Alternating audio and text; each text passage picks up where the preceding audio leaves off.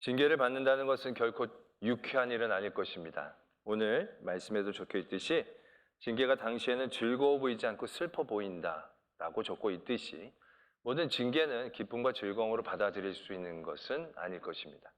근데 오늘은 그럼에도 불구하고 우리에게 징계를 주시는 그 분명한 이유를 말씀은 적고 계십니다. 그것은 바로 무엇이냐면 우리를 유익하게 하시기 위함이다라는 것입니다. 10절에 보면 우리를 징계하신 하나님의 그 뜻을 알 수 있습니다. 오직 하나님은 우리의 유익을 위하여 그의 거룩하심에 참여하게 하시느니라. 하나님은 우리의 유익함을 위하여 우리를 징계하시고 그 유익의 가장 결정적인 모습은 하나님의 거룩함에 다시금 참여케 하시는 것임을 말씀은 분명히 하고 계십니다. 이 말씀에 아주 교과서적인 예가 있습니다. 역대상 21장에 나타나는 다윗의 사건입니다. 다윗이 말년에 인구조사를 하는 죄악을 저질렀던 그 사건입니다. 그 21장에 보면 이렇게 시작이 됩니다. 사탄이 일어나 이스라엘을 대적하고 다윗을 충동하여 이스라엘을 계수하게 했다. 인구의 수를 세는 것이 뭐 그렇게 크게 죄가 되겠습니까? 민수기에서도 숫자를 다 셌는데요. 국가를 통치하려면 인구를 조사하는 건 굉장히 기본적인 사항일 것입니다. 그런데 이번에 인구를 계수한 건 성격 자체가 달랐다는 얘기죠. 오죽했으면 다윗의 신하 중에서 가장 현실적이고 세속적이었다라고 볼 수 있는 요압이라는 장군도 이러한 명령이 나타났을 때 이렇게 반응을 합니다. 여호와께서 그 백성을 지금보다 100배나 더하시기를 원하나이다. 내 주 왕이여, 이 백성이 다 내 주의 종이 아니니까 내 주께서 어찌하여 이 일을 명령하시나이까? 어찌하여 이스라엘이 범죄하게 하시나이까? 요압조차 말릴 정도로 그 의도가 순수하지 못했음을 우리는 발견하게 됩니다. 태평성대가 이루어지면서 다윗과 더불어 이스라엘 민족 안에는 분명히 교만이 자리 잡고 있었을 것입니다. 내 나라가 강하다, 내 민족이 참 많구나, 우리가 싸울 사람이 얼마나 많은가, 아마 그런 것들을 알아보고 싶어 했던 그런 마음 가운데에서 이러한 일들이 시작된 것일 겁니다. 당연히 하나님은 이 일을 악하게 여기시고 치셨다 말씀은 적고 있습니다. 여호와께서 치시자마자 8절에서 다윗은 하나님 앞에 무릎 꿇고 회개합니다. 종의 죄를 용서하여 주시옵소서. 내가 큰 죄를 저질렀고 내가 심히 미련하게 행했습니다. 다윗이 그렇게 하나님 앞에 솔직하게 회개하고 무릎을 꿇습니다. 그러나 벌을 면해주지는 않으십니다. 그에게 다만 은혜를 베풀어 주시되 세 가지 벌 중에 하나를 고르게 하시죠. 3년 동안 가뭄이 들든지 3개월 동안 적에게 쫓겨다니든지 아니면 3일 동안 전염병이 돌든지 그 세 가지 선택 가운데 다윗은 사람의 손에 붙이지 않고 긍휼이 많으신 하나님의 손 가운데 나를 맡깁니다. 이렇게 고백을 합니다. 그리고 나서 전염병이 돌기 시작했는데요. 여러분, 3일 동안의 전염병인데 말씀에 보면 아직 예루살렘에는 다가가지도 못했습니다. 아마 시간적으로 보면 이틀 좀 지나지 않았을까 싶습니다. 근데 그때 현재 사망자의 수가 7만 명이라는 겁니다. 7만 명. 여러분, 이제는 우리가 숫자에 대해서 너무 담담하지만 우리가 그전에도 큰 전염병을 우리가 경험하지 않았습니까? 근데 병이란 게 그렇습니다. 한번 걸리고 앓는 시간들이 있어요. 병이 앓는 시간들이 있어요. 그건 며칠이 될 수도 있고 몇십 일이 될 수도 있어요. 그리고 이제 돌아가시는 경우들이 생기죠. 10명, 20명, 30명만 그 똑같은 병으로 돌아가셔도요. 엄청나게 우리는 공포감에 빠지게 됩니다. 근데 7만 명이요. 이틀 안에 죽었다는 거예요. 이건 그게 병이 걸리자마자 바로 쓰러져, 바로 돌아가시는 그러한 병입니다. 이건 어떻게 보면 병이라고 얘기하기보다 무슨 총 맞은 것처럼 사람이 쓰러져 나갔을 겁니다. 그런 광경을 그들의 눈앞에서 보았을 때 얼마나 공포스러웠겠습니까? 7만 명이 쭉 죽어나갑니다. 아직 예루살렘은 가지도 않았어요. 전염병은 사람에게서 사람으로 옮기는 병인데 예루살렘에 더 많은 사람들이 모여 살았을 텐데 예루살렘에 그 전염병이 들어가면 그 결과는 정말 너무너무 입에도 담기 어려운 그런 참혹함일 것입니다. 근데 그때 하나님께서 멈춰주시죠. 그 천사가 예루살렘을 향하여 칼을 들고 편 상태에 있는 모습을 다윗이 보게 됩니다. 말씀은 그렇게 적고 있죠. 이게 여부스 사람 오르난의 타작마당에서 다윗이 장로들과 함께 무릎 꿇고 하나님 앞에 회개하는 가운데 그 그 광경을 보게 됩니다. 그리고 다시금 거기에서 하나님 앞에 제사를 드리죠. 다윗이 거기에서 여러 재물들을 구하게 됩니다. 오르나는 자기 밭에 일어난 일이기 때문에 다 헌신하겠다고 여기서 마음껏 제사하시라고 얘기했지만 다윗은 받아들이지 않습니다. 다 사버립니다. 은 600세겔을 지불하고 터만 산 게 아니고 그 땅 전체를 사버리게 됩니다. 이건 성서학자들이 얘기하는데 터무니없이 비싼 가격이라고 얘기합니다. 그런 가격을 치르면서 그 땅을 다 사버립니다. 그리고 그 땅에서 하나님 앞에 제사를 드립니다. 그럴 때 어떠한 일들이 벌어졌냐면 여호와께서 하늘에서부터 번제단 위에 불을 내려 응답하셨다. 이렇게 적고 있습니다. 그리고 나서 하나님이 천사들에게 명령하심에 칼을 꽂아 넣어라 라고 명령하셨더니 천사들이 칼을 다 집어넣었다. 그리고 그 재앙이 멈추게 되었다. 말씀은 적고 있습니다. 그리고 나서 그 뒤에 말씀이 어떻게 흘러나가게 되느냐면 다윗이 그곳을 너무너무 기뻐합니다. 그 이전까지 성막과 번제단은 기브온이라는 산당이 있었다고 합니다. 성궤는 다윗성에 있었지만 성막과 번제단은 기브온 산당이라는 곳에 있었는데 다윗은 거기에 자주 가지를 못했다는 겁니다. 왜? 여호와 천사의 칼이 두려워서 거길 잘 가지를 못했다는 거예요. 그런데 자기가 지금 하나님 앞에서 하나님을 만난 그곳에서 제사를 드렸더니 불이 나와서 응답해 주신 거예요. 그때 다윗은 너무너무 기뻐한 겁니다. 그리고 이렇게 고백을 하죠. 여기가 하나님의 성전이고 이스라엘의 번제단입니다. 그리고 나서 다윗은 성전을 지을 준비를 시작합니다. 그동안 하나님께서 막으셨던 일인데 짓는 건 아니지만 땅까지 다 마련했기 때문에 설계도, 돌, 놋, 못, 성전에 지을 수 있는 모든 준비를 이 뒤에 아주 기쁨으로 감당합니다. 다윗뿐만이 아니라 모든 백성들이 그 일들을 기쁨으로 감당하면서 오히려 전화위복이 되어지는 일들을 우리는 발견하게 되어지는 것이죠. 오늘 주신 말씀과 똑같은 상황이 벌어진 겁니다. 그가 죄악을 저질렀고 징계를 당했지만 징계는 다윗을 멸하려는 게 아니었다는 거예요. 오히려 다윗이 하나님의 거룩한 일에 참여하게 된 거예요. 그전까지 하나님이 막으셔서 아무것도 하지 말아야 될 것처럼 생각했었는데 하나님께서 제사도 받아주시고 땅도 허락해 주셔서 내가 성전 지을 준비를 하면 되겠구나 라고 그 일들에 그가 나아갈 수 있을 때 그뿐 아니라 그의 모든 백성들이 그 일들에 동참하고 큰 기쁨과 의와 평강의 열매들을 그들이 맛보게 된 아주 교과서적인 예를 우리는 발견할 수 있다라는 것입니다. 바로 이와 같습니다. 다윗이 치명적인 죄를 저질러서 엄청난 징계, 거의 3일 가까운 날에 7만 명이 죽어가는 징계를 받았지만 그것은 결국 어떠한 하나님의 은혜의 일로 연결되어집니까? 하나님은 다윗을 거룩한 일에 참여하고자 그 징계를 사용하셨다라는 것을 분명히 아셔야 한다라는 것입니다. 우리에게 주어지는 징계, 환난, 문제도 우리는 이렇게 이해해야 한다라는 것이죠.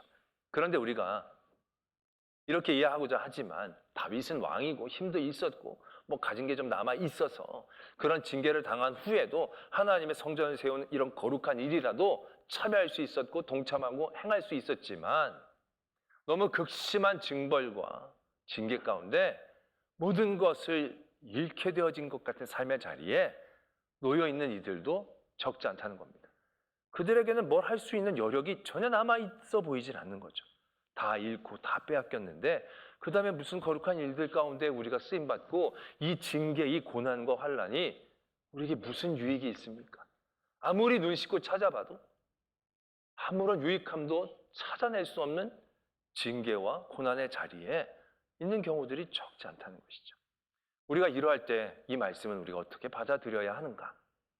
우리는 이 말씀을 제대로 받아들이기 위해서요. 그의 거룩함에 참여한다는 것이 어떤 의미인가를 분명히 알아야 한다는 겁니다. 우리는 아까 그 교과서적인 다윗의 말씀을 드리면서 성전을 세우고 그 거룩함에 참여함으로 기쁨을 누렸던 그런 일들을 말씀을 드렸지만 정작 진짜 다윗이 거룩함에 참여했던 시작은 성전을 위해 돌을 준비하고 놋을 준비하는 거기가 아니었다는 겁니다. 정말로 그가 거룩해지는 시작, 거룩의 참의 시작은요. 그가 하나님 앞에 선고를 받고 회개하는 그 자리에서부터 그의 거룩함이 시작됐다는 겁니다. 아까도 말씀을 드렸지만 그가 하나님 앞에 회개하고 하나님의 손에 그를 맡깁니다. 하나님이 긍휼이 많으시니까 하나님은 좀 때리시다가도 말겠지 라고 생각하면서 그걸 노리고 여호와 손에 자기를 맡긴다고 얘기할 수도 있습니다. 근데 이거 굉장히 위험 부담률이 높은 거예요. 왜? 사람에게 맞는 것보다 하나님에게 맞는 건 엄청나게 타격이 큰 것이 분명하거든요. 오늘도 보지만 하나님이 때리다 말았거든요. 때리다 말아도 7만 명인 거예요. 다 때렸으면 정말 상상할 수도 없는 일이에요. 하나님한테 맞는 것보다 사람한테 맞는 게 더 유리해요.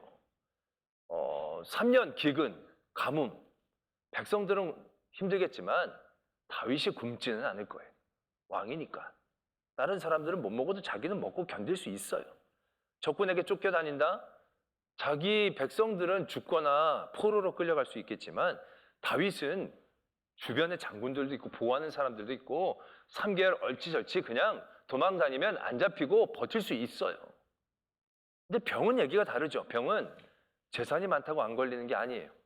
병은 옆에서 지키는 사람이 많다고 안 걸리는 게 아니잖아요. 굉장히 위험 부담률이 많은 거예요. 그러나 그럼에도 불구하고 다윗은 그걸 선택하는 거예요. 왜요? 그는 하나님 앞에 다 내려놓았기 때문에 그런 거예요. 자기의 죄를 인정하는 그 순간 자기의 모든 권리, 자기의 모든 안녕, 평안을 바라는 그 모든 것들을 이미 다윗은 내려놓았어요. 그래서 하나님 앞에 기도할 때도 이렇게 기도하지요. 이 백성들이 뭐가 잘못을 했습니까? 이 백성들은 잘못을 저지른 게 없고 내 죄 때문에 이렇게 된 것이니까 나와 내 아버지의 집을 치소서. 하나님이 그 말씀 듣고 그래 알았다 그러고 치면 끝장이 나는 거예요.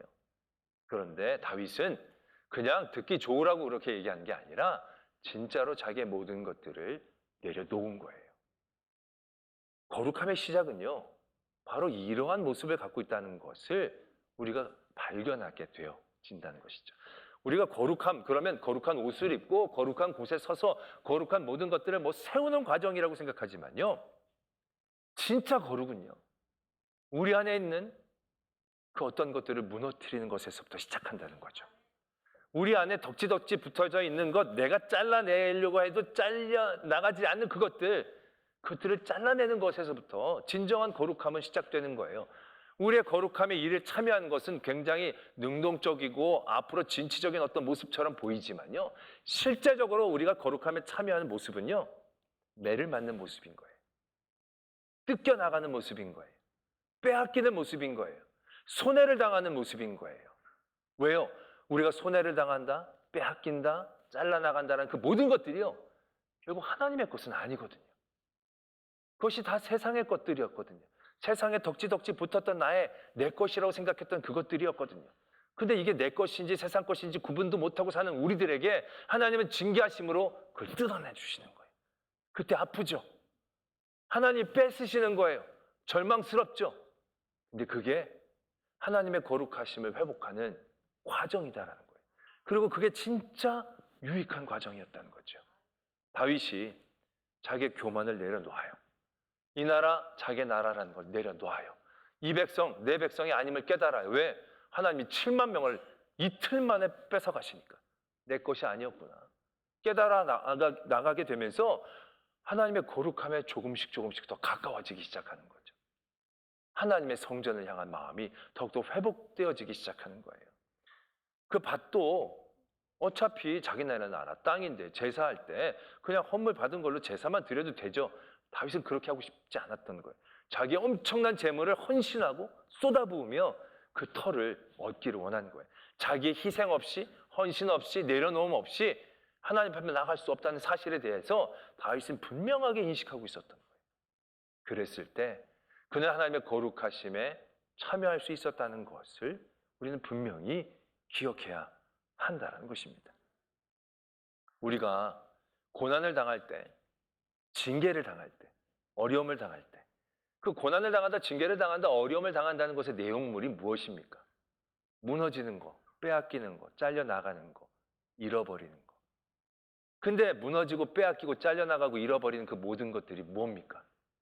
돈이나 건강이나 권력이나 행복이나 즐거움이나 다 이런 이름 아닙니까? 내 잘려나가는 것 중에 믿음이 있습니까? 잘려나가는 것 중에 겸손이 있습니까? 잘려나고 잃어버린 것 중에 회개가 있습니까? 회개를 잃어버린다라고 여러분들이 징계를 받는다고 생각하십니까? 그건 아니라는 거예요. 우리가 징계를 받는다, 고난을 당한다, 그 모든 내용물은요, 다 세상의 것을 나에게서부터 떼어놓는 과정들인 것이 대부분이 다 그래요. 여러분들이 삶의 자리에서 여러 환난들, 고난들, 어려움들, 아무런 유익이 없을 것 같은 그런 자리들 서게 되실 때가 있죠. 그럴 때 한번 다시금 바라보아야 합니다. 하나님이 내게 깨트리시고자 하시는 것은 뭔지, 내게 포기하게 하시는 것이 뭔지. 하나님이 이스라엘을 징계할 때 결국 어디까지 징계하십니까? 나라를 빼앗고요, 성전을 빼앗습니다. 거기까지 그들을 징계하시는 거예요. 이건 징계가 아니라 멸망 같은 일이에요. 근데 하나님은 그들에게 그것조차 빼앗으십니다. 왜요? 그들에게 성전은 마지막 남은 자존심이었거든요. 근데 그들이 성전을 어떻게 사용합니까? 세상의 부적처럼 사용합니다. 마치 이것만 있으면 아무도 우리를 못 건드려 라고 그들의 삶은 되돌아보지 못하면서 마치 부적처럼 그걸 세상적인 것으로 이용하니까 하나님이 그 성전도 빼앗으시고 나라도 빼앗으십니다. 끝이라고 생각했습니다. 근데 여러분은 어떻습니까?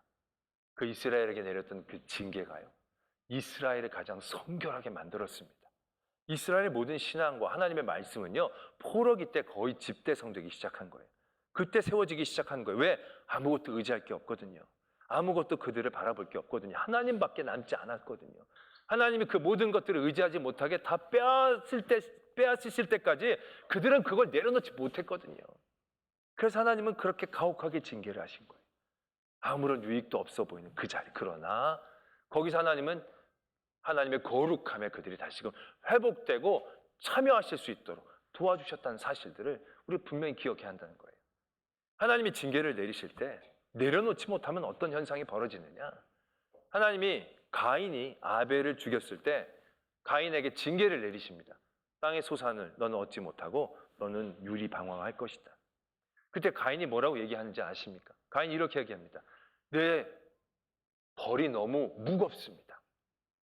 아니, 지금 자기는 멀쩡한 자기 동생을 죽여놓고 자기 벌이 무겁다고 얘기하는 거예요.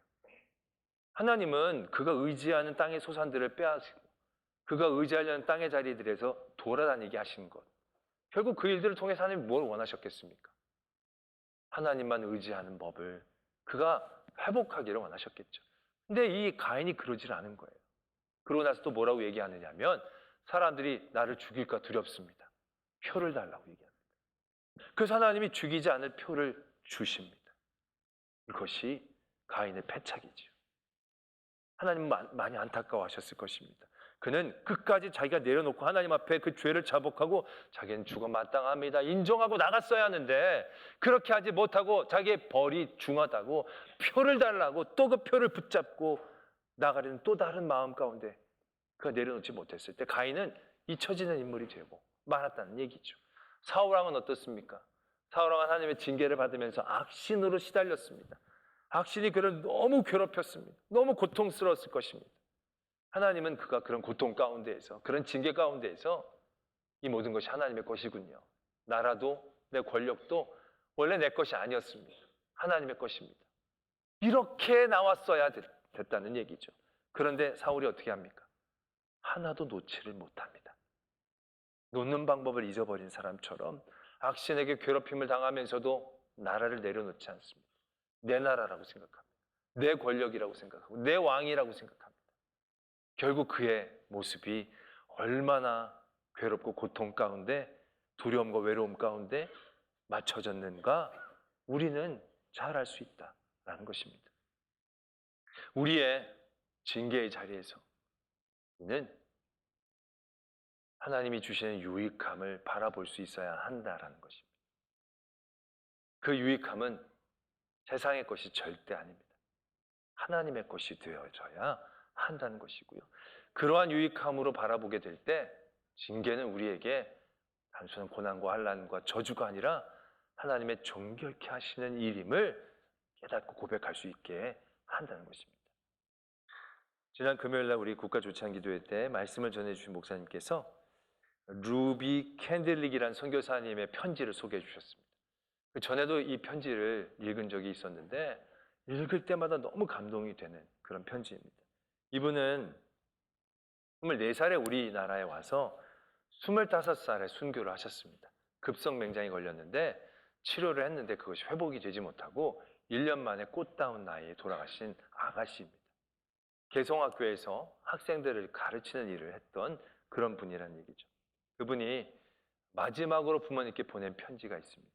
그 편지의 내용이 앞에 부분은 좀 생략하고요. 그 상황도 이제 한일 합방 일어나기 2년 전이라고 합니다. 1908년이라고 하나요. 그때 상황에서 부모님께 편지를 보낸 겁니다. 그러나 한편에서는 탄압이 점점 심해지고 있습니다. 그저께는 예수님을 영접한 지 일주일도 안 된 서너 명이 끌려가 순교했고 토마스 선교사와 제임스 선교사도 순교했습니다. 선교본부에서는 철수하라는 지시가 있었지만 대부분의 선교사들은 그들이 전도한 조선인들과 아직도 숨어서 예배를 드리고 있습니다. 그들은 모두가 순교를 할 작정인가 봅니다. 오늘 밤은 유난히도 고향으로 돌아가고 싶습니다. 외국인을 죽이고 기독교를 증오한다는 소문 때문에 부두에서 저를 끝까지 말리셨던 어머니의 얼굴이 자꾸 제 눈앞에 어른거립니다. 아버지, 어머니, 어쩌면 이 편지가 마지막일 수도 있습니다. 제가 이곳에 오기 전 뒤뜰에 심었던 한 알의 씨앗이 이제 내년이면 온 동네가 꽃으로 가득하겠죠. 그리고 또 다른 씨앗을 만들어 조선 땅에는 많은 꽃들이 피고 그들도 여러 나라에서 씨앗이 될 것입니다. 저는 이 땅에 저의 심장을 묻겠습니다. 바로 이것은 제가 조선을 향해 가지는 열정이 아니라 하나님께서 조선을 향해 가지신 열정이라는 것을 알게 되었습니다. 어머니, 아버지, 사랑합니다. 이런 편지였습니다. 이분은 조선을 향한 열정이 있었습니다. 그러나 탄압과 어려움의 상황 가운데서 이분은 진짜 거룩함을 깨달은 것입니다. 자기가 갖고 있었던 마음이 아니라 자기의 하나님의 마음을 회복할 수 있었다는 거죠. 자기 의지와 뜻으로 되지 못하는 삶의 자리를 만날 때 이것이 하나님의 마음이고 하나님이 이 땅을 향하여 가지셨던 사랑이었다는 사실들을 깨달을 수 있었다는 거죠.